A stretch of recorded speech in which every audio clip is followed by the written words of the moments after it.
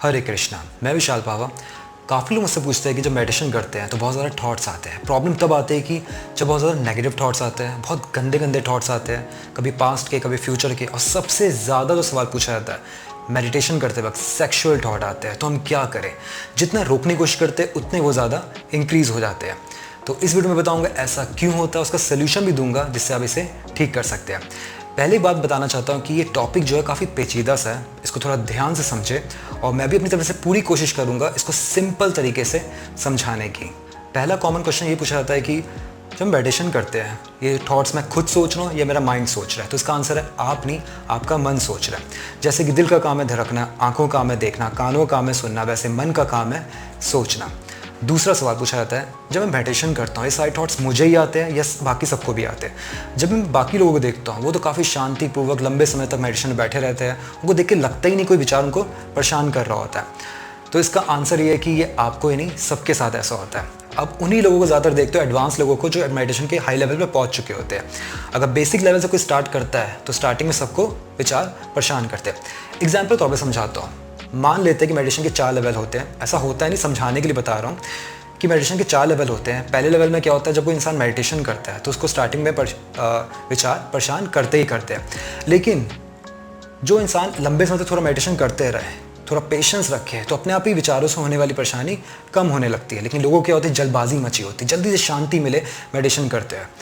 अगर थोड़ा पेशेंस रखे तो आपको भी परेशानी कम होने लगेगी। या अगर किसी गुरु की गाइडेंस में कोई इंसान करता है मेडिटेशन, तो गुरु अपने शिष्य को कुछ ऐसी टेक्निक बताते हैं कि उस टेक्निक के माध्यम से क्या होता है कि विचार इतने ज़्यादा परेशान नहीं करते और जो साधक होता है वो आराम से लंबे समय तक मेडिटेशन कर पाता है। तभी मैं कहता हूँ कि जब भी मेडिटेशन करें तो किसी गुरु की गाइडेंस में करें। तीसरा सवाल ये पूछा जाता है कि पहले ना सारे थॉट्स बंद हो जाए फिर मैं आराम से मेडिटेशन करूँगा, तब मज़ा आएगा मेडिटेशन करने का। इसका एग्जांपल ये देता हूँ कि कोई इंसान कहता है कि पहले मैं रोटी खा लूँ फिर मैं पकाऊंगा। सुनने में कितना अजीब सा लग रहा है। हम इन विचारों से, इन सुख दुख से ऊपर उठने के लिए तो मेडिटेशन कर रहे हैं। अगर पहले ही सारे विचार बंद हो जाएंगे, सुख दुख से ऊपर उठ जाएंगे, तो मेडिटेशन कौन करेगा? चौथा सवाल ये पूछते हैं कि जब मेडिटेशन करते हैं वो इतनी पवित्र चीज़ है, करते हुए मुझे इतने गंदे विचार आते हैं, सेक्सुअल थॉट आते हैं, तो इसका मुझे कोई पाप तो नहीं लगेगा? तो इसका आंसर है नहीं, इसका आपको कोई पाप नहीं लगेगा। क्या होता है, अपने माइंड को समझे। आपके मन को सही गलत नहीं पता होता, दिमाग को पता होता है क्या सही है क्या गलत है। मन सब कुछ सोचता है परम्यूटेशन कम्बिनेशन के हिसाब से। एक चीज़ के बारे में नेगेटिव भी सोचेगा, पॉजिटिव भी सोचेगा, लेकिन हम पॉजिटिव चीज़ें याद नहीं रख पाते क्योंकि हम नेगेटिव चीज़ें ज़्यादा अट्रैक्ट करते हैं और हमें ऐसा लगता है हमारा माइंड सिर्फ नेगेटिव ही सोच रहा है। तो मन का नेचर ही होता है सब कुछ सोचना। तो अपने माइंड को उसके नेचर पे छोड़ दें, उसको वैसे ही फॉलो करने दें। पांचवा सवाल ये पूछा जाता है कि जब मेडिटेशन करता हूँ तो मुझे इतने गंदे विचार आते हैं, नेगेटिव थॉट्स आते हैं, कोई मुझे मेंटल इलनेस तो नहीं, मुझे डॉक्टर को तो नहीं दिखाना चाहिए? ये बहुत पूछा जाता है मुझसे। तो कहना चाहता हूँ नहीं, डॉक्टर दिखाने की ज़रूरत नहीं है। माइंड अपने पैटर्न को फॉलो कर रहा है। मेडिटेशन करते वक्त ऐसा नहीं हो सकता कि आपके मन से पॉजिटिव विचार ही चले, अच्छे अच्छे विचार ही चलते रहे। ऐसा नहीं होता। आपका मन मेडिटेशन करते वक्त सब कुछ सोचेगा। गुस्से वाले विचार भी आएंगे, स्ट्रेस वाले विचार भी आएंगे, डरावने विचार भी आ सकते हैं, सेक्सुअल थॉट भी आएंगे, बुरे विचार भी आएंगे और अच्छे विचार भी आएंगे। सारे विचार आएंगे। वो एक तरीके से अपने पैटर्न को फॉलो कर रहा है। पैटर्न क्या होता है इसे थोड़ा ध्यान से समझते हैं। एक जो योगी होता है जब मेडिटेशन के एडवांस लेवल पे पहुंच जाता है वो इस की जानकारी रखता है, वही नॉलेज मैं आपको देना चाहता हूँ। क्या होता है ना, माइंड जो होता है चंद्रमा से रिलेटेड होता है। पूरा 28 दिन का उसका पैटर्न होता है। इसके लिए आपने क्या करना है, एक कॉपी बनानी है, उसमें अपने फर्स्ट डे लिखना है कि मॉर्निंग में मेरे माइंड का मूड कैसा है, कैसे विचार आते हैं, दोपहर में मेरे माइंड का मूड कैसा है, कैसे विचार आते हैं, रात के मेरे माइंड का मूड कैसा है, उसमें कैसे विचार आते हैं।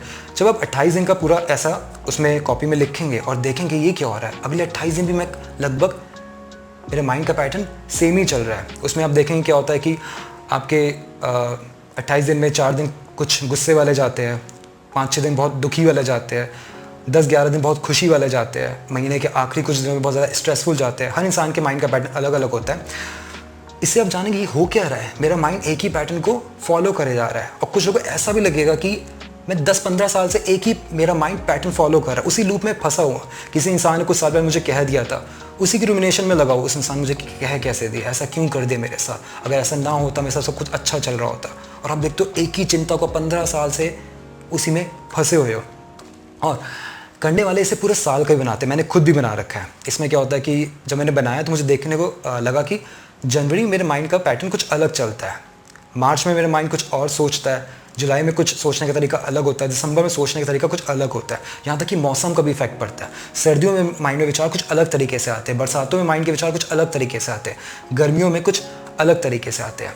जब मैंने ये चीज़ नोटिस की, वाह ये क्या चीज़ है। पैटर्न का मतलब क्या होता है? जिस इंसान ने अपने पैटर्न को समझ लिया, उस पैटर्न को तोड़ भी सकता है, बदल भी सकता है और जैसा चाहे वैसा बना सकता है। अब आपको लग रहा होगा मैं इसने पैटर्न के बारे में क्यों बता रहा हूँ, क्योंकि सारा सोल्यूशन पैटर्न पर ही बेस्ड है। वो कैसे? पहला सोल्यूशन क्या होता है, जब मेडिटेशन करते हैं बहुत ज़्यादा पास्ट के विचार आते हैं, बहुत ज़्यादा फ्यूचर के आते हैं, कोई स्ट्रेस भी हमारे मन में चल रहा होता है, कोई एक ही विचार बार बार परेशान कर रहा होता है, तो आप नोटिस करते हो कि एक ही पैटर्न के विचार बार बार आ रहे हैं। तो उसमें क्या करना है, आपने पैटर्न को तोड़ना है। वो कैसे? मेडिटेशन आराम से करते रहें। जब कोई विचार को परेशान करने लगे, उस विचार के बारे में आप सोचें। नाक से आपने सांस अंदर लेना है, सांस को मिनिमम 10 सेकेंड 10 सेकेंड के लिए रोकना है। 30, 40, 50 सेकेंड भी रोक सकते हैं, जितना आपको ईजी लगे, लेकिन मिनिमम 10 सेकेंड रोकना आपने। उसके बाद धीरे धीरे नाक से ही सांसों को बाहर छोड़ दें। इसे आपने करना है 7 बार, 7 टाइम्स। 7 टाइम्स करने के बाद ही इंस्टेंट रिजल्ट मिलेगा और आप देखेंगे जो विचार को परेशान कर रहा था वो धीरे धीरे कम होता जा रहा है, कम होते होते बिल्कुल ख़त्म हो जाता है। और आप सोचना भी चाहते हैं फिर भी आप उस बारे में नहीं सोच पाते। बहुत ही इफेक्टिव टेक्निक है, इसे आप ज़रूर करके देखें। एक बात मैं क्लियर कर देना चाहता हूँ, मैं ये नहीं कह रहा कि मेडिटेशन करते हुए विचार बंद हो जाते हैं।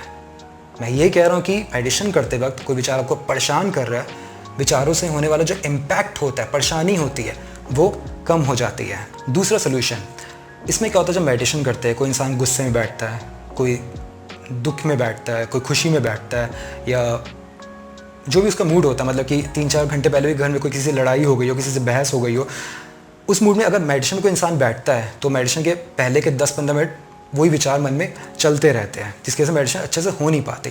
तो यहाँ कहना चाहता हूँ, जब भी मेडिटेशन करने बैठे तो न्यूट्रल माइंड से बैठे। माइंड को न्यूट्रल कैसे किया जाता है इसको समझे। हमारी सांसें हमारे मन के विचार आपस में कनेक्टेड है। अपने मन के विचारों को तो कंट्रोल नहीं कर सकते, लेकिन हम सांसों को कंट्रोल कर सकते हैं। तो उसके लिए मेडिटेशन करने से पहले प्राणायाम, ब्रीदिंग एक्सरसाइज ज़रूर करें। उसके लिए सजेस्ट करूँगा भस्त्रिका, अनुलोम विलोम, उज्जयी, भ्रामरी या ओम चैंटिंग। जब ये करके आप मेडिटेशन करेंगे तो आप आराम से लंबे समय तक मेडिटेशन कर पाएंगे और कोई भी विचार आपको ज़्यादा देर तक परेशान नहीं कर पाएगा। ये बहुत अच्छी टेक्निक है, ज़रूर हमेशा ब्रीदिंग एक्सरसाइज करके मेडिटेशन करी जाए तो बहुत अच्छा रहता है। तीसरा सोल्यूशन, जब आप पहले 2 सोल्यूशन में आप बिल्कुल परफेक्ट हो जाएं तो तीसरे सोल्यूशन की थोड़ी प्रैक्टिस करनी पड़ती है। इसको थोड़ा ध्यान से समझें। क्या होता है, जब आप मेडिटेशन करते हैं, मन में कोई पास्ट के विचार चल रहे होते हैं, कोई फ्यूचर के चल रहे होते हैं, कोई नेगेटिव विचार चल रहे होते हैं, कोई स्ट्रेस वाला विचार चल रहा होता है। लोग क्या करते हैं, सबसे बड़ी गलती, विचारों को इग्नोर करने की कोशिश करते हैं, कंट्रोल करने की कोशिश करते हैं, रोकने की कोशिश करते हैं। यही सबसे बड़ी गलती होती है। एक चीज़ को समझे, माइंड इस दुनिया की सबसे पावरफुल चीज़ है। उसको इग्नोर करोगे, कंट्रोल करेगा, वो कहेगा ऐसी की तैसी बताता हूँ तेरे को, मुझे कैसे कंट्रोल करेगा, मुझे कैसे रोकेगा। आपका माइंड एक अटेंशन सीकर होता है, उसको अट्रैक्शन चाहिए होती है। वो कुछ ना कुछ आपके माइंड में ऐसा लाता रहेगा कि आप उसकी तरफ अट्रैक्ट हो। तो वो ही करना है, माइंड को अट्रैक्शन देनी है अपनी।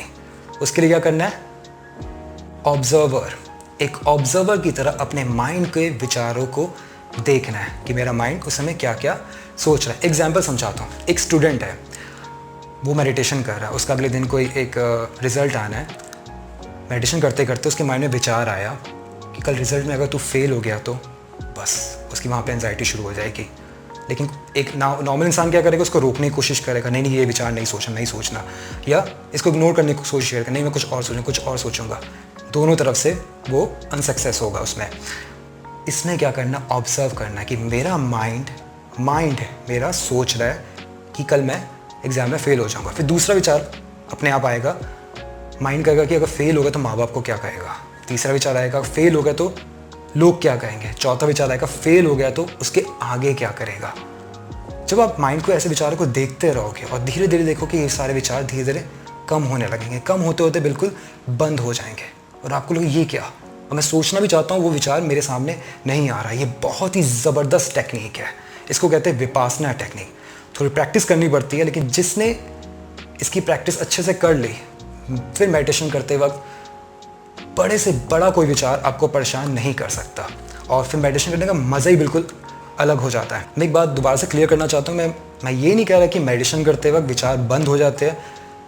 मेडिटेशन करते वक्त विचारों से होने वाली परेशानी, इम्पैक्ट कम हो जाता है, इससे आप आराम से मेडिटेशन कर पाते हैं। चलिए, मैं उम्मीद करता हूँ कि जो भी मैंने टेक्निक बताई है इसे आप फॉलो करें और आपको इसके बहुत अच्छे रिजल्ट्स मिलेंगे। बाकी मैंने डिस्क्रिप्शन में अपनी ईमेल आईडी दे रखी है, अगर आपको मेडिटेशन से रिलेटेड कोई भी डाउट हो, कोई सवाल पूछना चाहते हो तो मुझसे पूछ सकते हैं, तो मैं पूरी कोशिश करूँगा आपकी हेल्प करने में। चलिए, thank you so much for watching this video. Hare Krishna.